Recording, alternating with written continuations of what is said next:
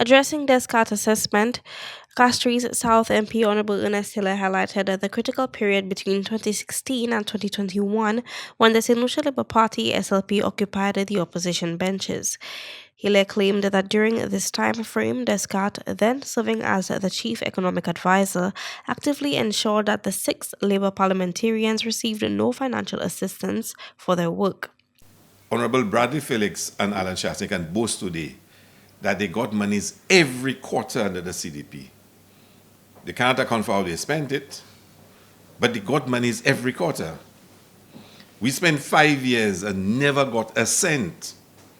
Never got a cent. The Bassel Joseph Community Center was not completed under the United Workers' Party government that he's now party that he's now part of. He was the chief economist. The Cicero playing field for which a contract was given before the 2016 election was never done. He was the chief economist. The MP stressed that despite the financial hurdles imposed by the ruling administration, he can still identify and point to numerous projects completed during his years as an opposition parliamentarian. However, he urged his constituents to look beyond that constrained period. Hilaire called on the people of Castries South to reflect on the significant progress made since the SLP returned to office 4 years ago and compare those results directly against the 5 difficult years he spent in opposition. People have to ask some questions.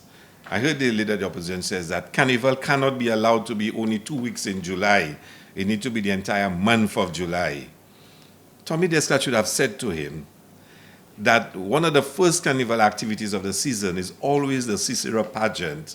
That is the first weekend in June.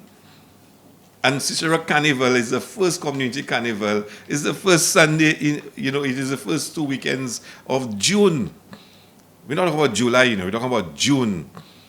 Carnival in St. Lucia starts the weekend after jazz ends. Looking ahead to the next general election, Hilaire predicted an increasingly intense campaign, stating that a significant amount of information must be brought to the public eye. Furthermore, he insisted that the opposition must be held fully accountable and clearly articulate their position on various critical national matters, allowing the electorate a better understanding of who deserves their vote. Kayla Edwin, NBC Prime.